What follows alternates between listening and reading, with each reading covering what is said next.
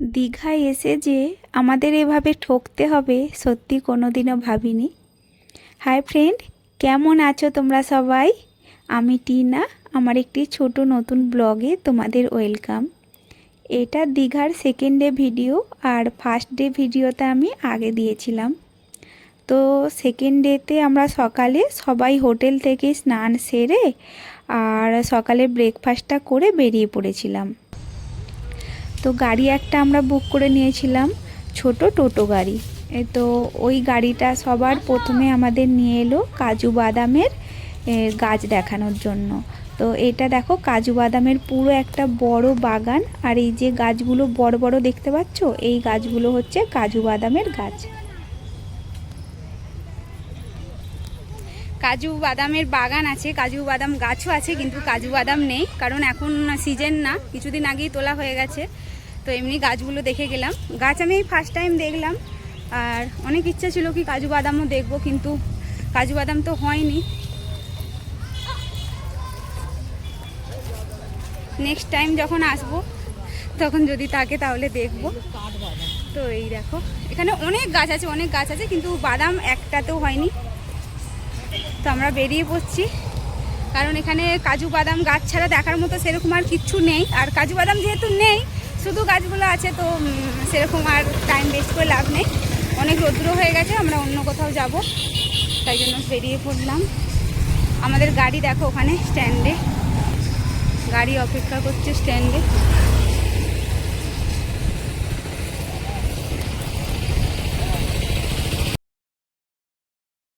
তো দেখো, আমাদের গাড়ি তো দাঁড় করানোই ছিল, আর আমরা গাড়িতে চেপে চলে এলাম একটা বড় শিব মন্দিরে। আর এই শিব মন্দিরটার নাম চন্দনেশ্বর মন্দির। তো আমি ঠিক মতো জানি না। তো এই মন্দিরটা আমি ফার্স্ট টাইম এলাম, যেহেতু দীঘাও আমি ফার্স্ট টাইমে এলাম। তো এই মন্দিরটা এত এত ফেমাস এখানকার। তো এটা একটা শিবজির মন্দির। এখানে বলে কি শিবজি একদম স্বয়ং এখানে বিরাজ করছেন। তো এই মন্দিরটা এখানের খুবই ফেমাস, খুবই জাগ্রত। আর আমরা যখন এলাম তখন লাইন দিতে হয়েছিল পুজো দেওয়ার জন্য। তো আমরা লাইন দিয়ে পুজোটা দিয়ে দিলাম। আর দেখো, মন্দিরের সামনে একটা খুব বড় পুকুর ছিল, খুব সুন্দর। তো এই পুকুরে সবাই স্নান করছিল, এই পুকুরের জল নিয়ে সবাই মাথায় দিচ্ছিল, গায়ে দিচ্ছিল। তো অনেকে ডুন্ডি কাটছিল এখানে স্নান করার পরে। আর আমাদের যা পুজোটা দেয়া শেষ হয়েছে, এত জোর বৃষ্টি শুরু হয়েছে, প্রচণ্ড বৃষ্টি শুরু হয়ে গেছে। তো বৃষ্টি থামতেই আমরা মন্দির থেকে বাইরের দিকে বেরিয়ে এলাম। আর এই মন্দিরটায় তোমরা যদি কেউ যেয়ে থাকো, তাহলে আমাকে নামটা, আমি যদি ভুল বলে থাকি তাহলে আমাকে নামটা জানিও, কারণ আমি নামটা ঠিক মতো জানি না। তবে চন্দনেশ্বর মন্দির মনে হচ্ছে এটাই নাম। তো আমরা বাইরে বেরিয়ে এখানে দেখলাম কিছু না সিরামিটের জিনিস বিক্রি হচ্ছে, দোকান আছে, অনেক দোকান আছে এখানে, সিরামিটের জিনিস বিক্রি হচ্ছে। তো আমাদের বেশ ভালো লাগছিল, পছন্দ হচ্ছিল, ভাবলাম কিছু জিনিস আমরা এখান থেকে নেব। তো আমরা গেলাম, গিয়ে জিনিসপত্র ওখানে দেখলাম, পছন্দ করলাম। তো একটা জিনিস যেটা খুব পছন্দ হয়েছিল, তো সেটা হচ্ছে ওই পাথরের হামালদিস্তা।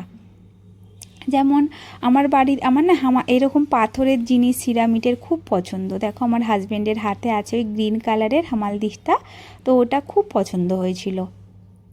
তো ওইটার দাম জিজ্ঞাসা করলাম, তো ওনারা ওইটার দাম কত বললেন, 350 টাকা মনে হয় বললেন। তারপরে অনেক বলার পরে 50 টাকা ওনারা কম করলেন, আর 300 টাকা ওনারা নিলেন। আর এই দেখো, এখানে গোল গোল ওই বড় পাথর বাটি আছে না, ওইগুলো বেশ পছন্দ হচ্ছিল। ওইগুলো না দই বসানোর জন্য কিংবা কোনো কিছু ম্যারিনেট করে রাখার জন্য খুব ভালো। কিন্তু ওই পাথরের জিনিস কিভাবে বাড়িতে নিয়ে যাব, ভেঙে যেতে পারে। তো শুধু ওই হামালদিস্তাটাই নিলাম। তো হামালদিস্তাটা 300 টাকা দাম নিয়েছিল। তো ওইটা নেবার পরে আমরা সোজা গাড়িতে চেপে আবার চলে এলাম এখানে তালসারিতে। তো তালসারি তো তোমরা সবাই জানো, আর এখন তো তালসারি আরও ফেমাস, কারণ কি ওই অভিনেতা রাহুল, উনি তালসারিতে এসে সমুদ্রে ডুবে মারা গেছেন কিছুদিন আগেই। তো যেই দিকে উনি মারা গেছেন ওই দিকটা কিন্তু মানুষ অতটা যাওয়া আসা করে না, আর ওখানে যাওয়া আসা করতেও দেয় না। তো আমরা তালসারিতে এলাম। আর তালসারিতে মেন জিনিসটা কি, এখানে হচ্ছে অনেক নৌকা আছে, আর নৌকায় করে তালসারি থেকে একটা দ্বীপে নিয়ে যাওয়া হচ্ছে। এটাই তালসারির মেন জিনিস, আর সেরকম তালসারিতে কোনো কিছু দেখার নেই। আর এই দেখো আমরাও নৌকায় চেপে পড়েছি। তো আমরা তালসারিতে এসেছি, আর আকাশ থেকে সব মেঘ চলে গেছে, এত রোদ বেরিয়েছে মানে কি বলবো। আর আকাশটা তো মানে একদম পুরো ঝলমল করছে, মানে নিচে সমুদ্র আর ওপরে আকাশ একদম মিলেমিশে এত এত অপূর্ব দেখতে লাগছিল। দেখো, তোমাদের বিশ্বাস না হলে দেখো কত অপূর্ব লাগছে দেখতে, খুবই সুন্দর লাগছিল দেখতে আকাশটা।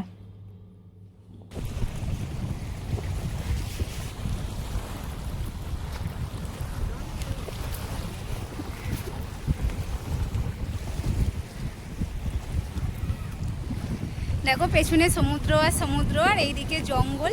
এটা অ্যাকচুয়ালি একটা ছোট মানে দ্বীপ ধরনের, তো এখানে কিছু গাছ টাছ নানা রকম হয়ে আছে, আর এখানটা খুবই ভালো লাগছে। আর ওই দূরে এখন দেখা যাচ্ছে না, দেখো ওইখানে, ওই দূরে অনেক দূরে, ওইখান থেকে আমরা চললাম, ওখানে একটু একটু দেখা যাচ্ছে, ওখান থেকে চড়ে এখানে এলাম, তারপর এখান থেকে আবার ওখানে বাড়ি যাব। এখানে বেশিরভাগই এই ঝাউ গাছটাই বেশি আছে।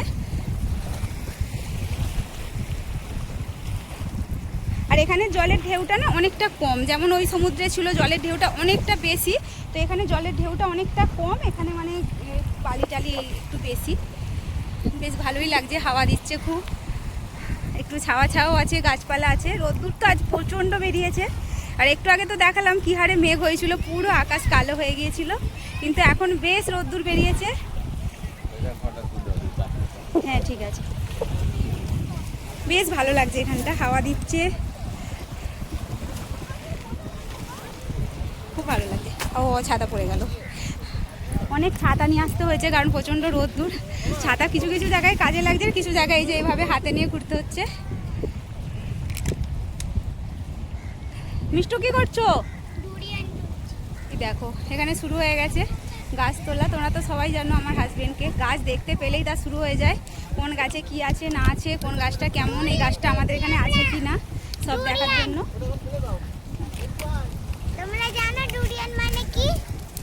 সবাই জানে। মিষ্টুকে দেখেছো? মিষ্টু তো খুবই হ্যাপি এখানে এসে। এই ফলগুলো একটু দেখাও, এই ফলগুলো দেখো, ছোট ছোট ওই কি বলে এটাকে, ডুরিয়ানের মতো। ঝাউ ফল, ঝাউ ফল দেখতে, ফলের মতো দেখতে, ছোট জ্যাকফ্রুটের মতন পুরুষে। চলো দেখি একটু জলে নেবে কেমন লাগছে, বেশ ভালো লাগছে, খুব সুন্দর লাগছে। তো এখানে দেখো ওই দ্বীপ থেকে তো আমরা এই দ্বীপে এসে গেছি, এসে গিয়ে এখন ফটো তুলছি, ভিডিও করছি, সবাই এখানে ফটো তুলছে, ভিডিও করছে। আর ওই তালসারির দ্বীপটা থেকে এই দ্বীপেতে অনেক অনেক নৌকা আসছে, শুধু একটা দুটো নৌকা নয়, মানে শ নৌকা এখানে মানুষজনকে নিয়ে আসছে। আর আমাদের বলা হয়েছিল তোমাদের আধা ঘন্টা টাইম, তোমরা ফটো তুলো, ঘোরো, যা খুশি করো, আধা ঘন্টা পরে তোমরা এই নৌকায় চলে আসবে। তো আমরা নৌকায় চলে গিয়ে আবার ওই দিকে চলে গেলাম। আর আমাদের প্রচণ্ড ততক্ষণে খিদে পেয়ে গিয়েছিল, তো আমরা ভাবলাম কিছু খেয়েও নেওয়া যাক।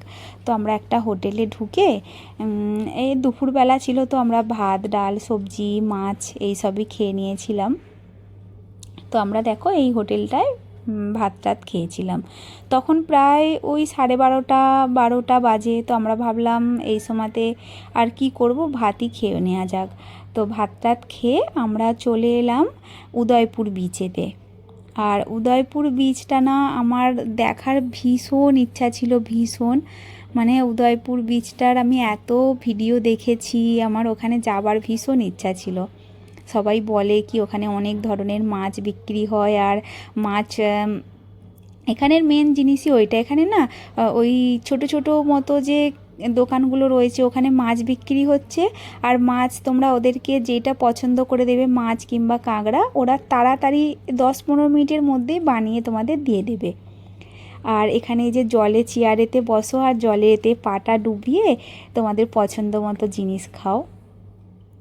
আর এখানে না ওই বোটে করে ঘোরাতেও নিয়ে যাচ্ছিল, দেখো এখানে ওই লাইফ জ্যাকেট পরিয়ে দিচ্ছে আর তারপরে বোটে করে অনেক দূরে সমুদ্রে, মাঝ সমুদ্রে ঘোরাতে নিয়ে যাচ্ছে।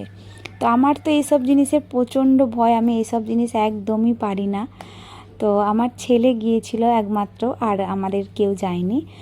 আমার তো ভীষণ ভয় করছিল, কিন্তু ওনারা বললেন না, ভয়ের কিছু নেই, আমরা আছি। তো ছেলের যেহেতু খুব ইচ্ছা করছিল, আমরা বললাম ঠিক আছে তুই যা। তারপরে আমরা একটা দোকান থেকে কিছু কাঁকড়া আর কিছু চিংড়ি মাছ নিলাম, নিয়ে ওখানে চেয়ারেতে বসলাম। আসলে তোমরা ওইখানে দোকান থেকে যদি কিছু নাও তাহলেই ওরা তোমাকে ওই চেয়ারে বসতে দেবে, না হলে তোমরা এমনি ঘোরো, বসো, স্নান করো, কোনো অসুবিধা নেই, মানে চেয়ারেতে বসতে দেবে না ওরা। তো এখানে যে দেখো চেয়ার পাতা আছে, তো এই চেয়ারেতে তোমরা তখনই বসতে পারবে যখন তোমরা ওই দোকান থেকে কোনো জিনিস খাবার অর্ডার করবে। তো আমরা চিংড়ি মাছ আর 3টে কাঁকড়া নিয়েছিলাম। তো নেবার পরে ওরা দেখলাম আমরা যে অর্ডারটা করলাম 10 মিনিটও হলো না, জানি না কিভাবে ওই রান্নাটা করে আমাদের সামনে দিয়ে দিল। আর আমাদের চোখের সামনে ওই চিংড়ি, এমন না কি ওদের রান্না করা ছিল, আমাদের চোখের সামনেই রান্না করলো। ওরা কাঁকড়াগুলো নিল, বাছলো, পরিষ্কার করলো, ধুলো, তারপর রান্নাও করে দিয়ে দিল আমাদের।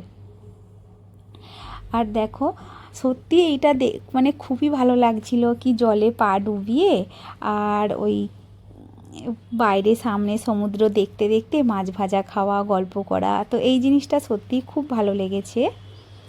তো তোমরাও উদয়পুর বিচ আসতে পারো, ভীষণ ভালো লাগবে। আমি না সত্যি আমার এইটা খুব ভালো লেগেছে, উদয়পুর বিচটা। আর তারপরে দেখো আমার মেয়ে না ছোট ছোট এখান থেকে ওই কি বলে স্টার ফিশ অনেক কুড়িয়ে এনেছে।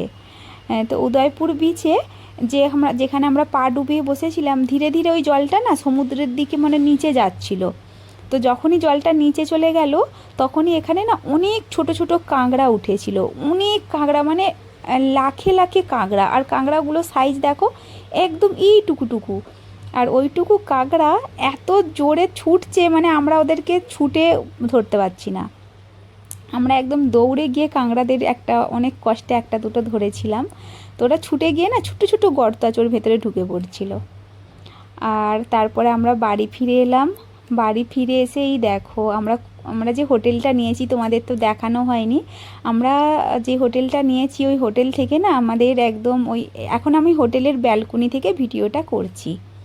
তো হোটেলের ব্যালকনি থেকে আমাদের সমুদ্রটা একদম সামনে দেখা যাচ্ছে। তো এই জিনিসটার জন্যই হোটেলটা বেশি পছন্দ হয়েছে আমার হাজব্যান্ডের, কি হোটেলটা তো ভালোই, কি আর হোটেলটার সামনে থেকে সমুদ্রও পাশে আর দেখাও যাচ্ছে সমুদ্রটা।